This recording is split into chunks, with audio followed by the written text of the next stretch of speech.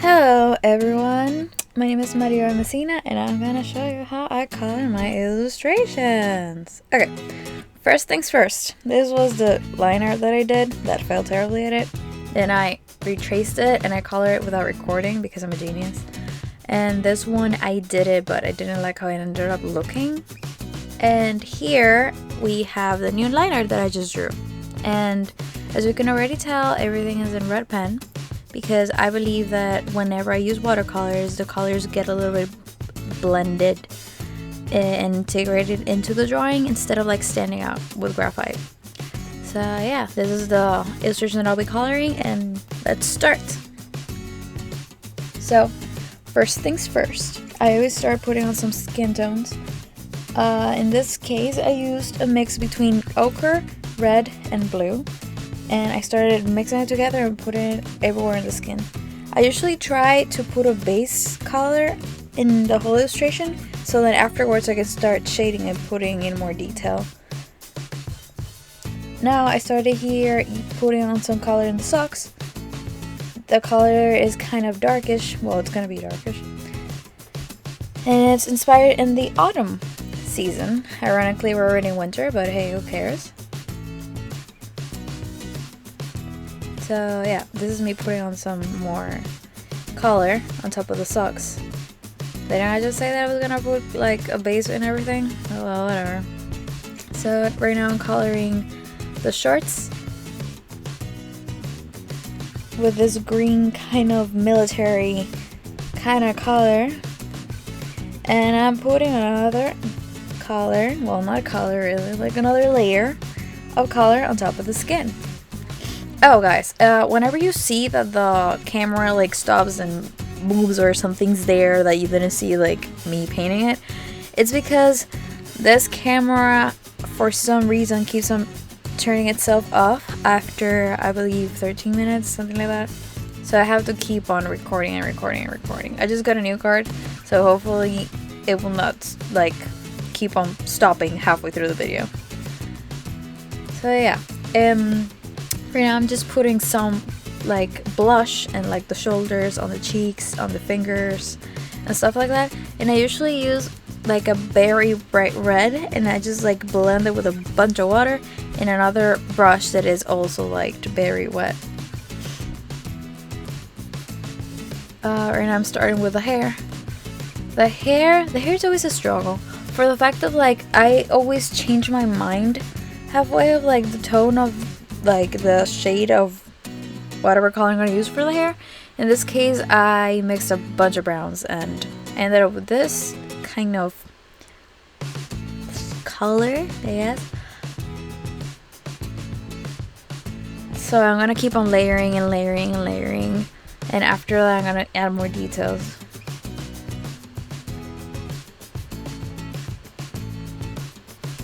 So yeah, shorts. Gotta paint them shorts. Shorts. Oh, a piece of advice, guys. It's ideal for you to start from like left to right if you paint with your right hand, and from right to left if you paint with your left hand, for the fact that if you start coloring something on your right and then you put your hand on top of it, you're gonna end up smudging the whole color, and that defeats the purpose of doing an illustration. Well, that's what you're going for. But yeah, that way, if you start from the opposite direction, the hand of you that you're able to use, I don't know, more efficiently, you can actually have less mistakes.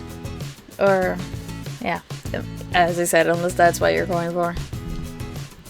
So right now I'm just currently putting on some color in the head.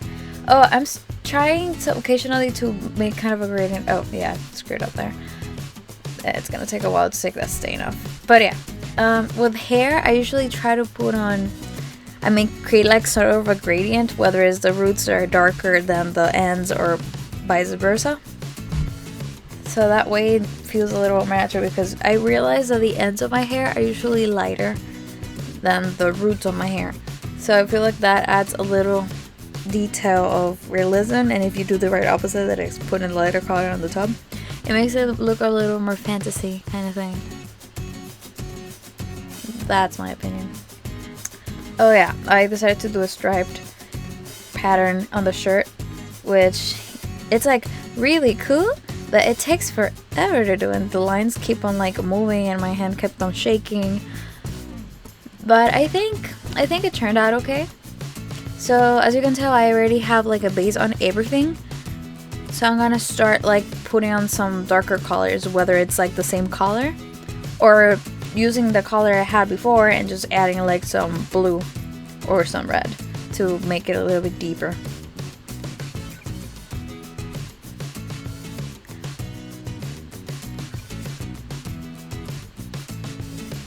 Oh, sorry, I just got distracted by myself painting. So yeah, I started adding like shades, for example, on this backpack. I don't know, as you can tell, the backpack was like smart and lazy resource in the sense of like I didn't want to do the other hand or the feet, as a matter of fact. So I just placed that backpack right there in front of her feet and hand, and it's perfectly located in a way that it looks kind of natural and like a sticker at the same time. But it looks okay, so I don't mind that much. So now I started doing some textures on the hair. I usually use like a very thin brush, like this one I believe it's like 0.3, and it gives me like some very thick lines if I press the brush enough. But if I lift it, it gives me these very, very thin lines that are very easy and cool to use if you want to do like some line work. As always, I discovered the magic of like putting random strands of hair everywhere. I feel like it gives it a more messy, cool kind of feel. And I keep on doing more details on the backpack to make it a little bit more, detailed and realistic. And of course, once I'm happy with the colors that are already in the illustration, I start lining them, the illustration itself, sorry. So I start with this mix between like very, very deep red and a mix of purple. So once they're blended together, I usually use that to line, because I feel that whenever I use black, the illustration itself feels a little bit stiff, or that's what I've been realizing so far. So when I use a color that is similar to the palette that I'm using, or just this shade that I'm pretty much obsessed with, it gives it a more natural feel to it. It feels more fluid and less static in a sense. I don't know if you can see that, maybe it's just me. But I like the way it looks, so I'm gonna keep on using it until I change this trend or whatever. So I do the liner from left to right, bottom to the top or top to the bottom. I really don't have a preference. Probably the best will be from top to the bottom, but since I really wanted to do the hand first, I started from there, and then I went all the way to the socks there. It's like the very opposite end. Oh wow, this is so smart. This is me like showing the colors that I use when I already like had it placed on the paper and I just explaining.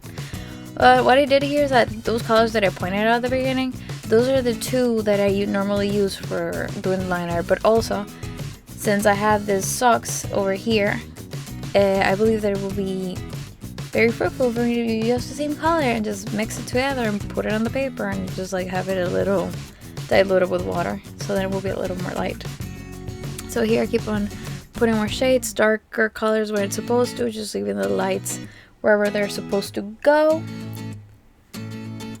and putting on more detail because I'm addicted to detail. On the other hand, guys, to be completely honest, I have this beautiful bag of honey butter chips. I don't know if you heard of it.